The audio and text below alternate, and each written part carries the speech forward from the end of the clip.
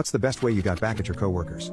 They all tried to fire me, but instead I ended up becoming their boss. I was working for an advertising agency, a pretty big one. I had an unethical manager. Well, when I started out I had a manager who was one of the most unethical managers I've ever dealt with. He'd order his sales reps to do things that would increase his bonuses, which are based on margins. Example, say a client decided to buy product X and their spend was $2,000 a month. He would want the agent to put up products B and keep the spend at $2,000 even though the client didn't agree to that. Fact is, the clients generally wouldn't notice, but if they did, it could cost you your job.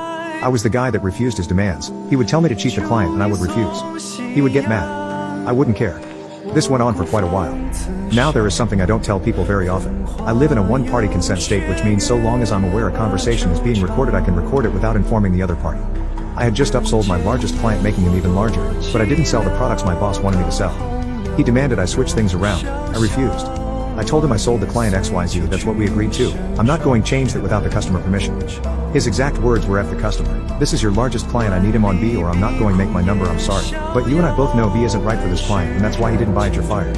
If you can't follow instructions, you're fired. After confirming he was dead serious, I said, if you do that, I'll have your job by the end of the month. I went home. I didn't think he'd go through with it. Sure as poop, next morning I'm locked out of all our systems. I call tech support and get told I've been fired. So who do I call? I call our regional vice president and tell him I have several recordings I think you should listen to. Remember, my boss ordering me to do unethical things wasn't uncommon. So I meet up with my RVP and play 6 different recordings that I had saved showing my manager was pushing his agents to break the law. To which my RVP leaned back in his chair and let out a sigh, knowing he had to fire my manager.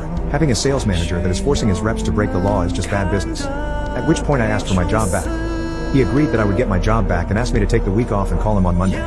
He told me he'd talk to payroll and make sure I got paid for this week as well.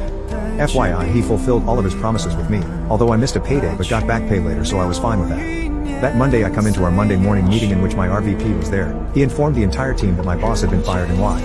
He also mentioned that if anyone wanted to apply for his job there was now an opening. So I applied for, and after 3 rounds of interview got my promotion.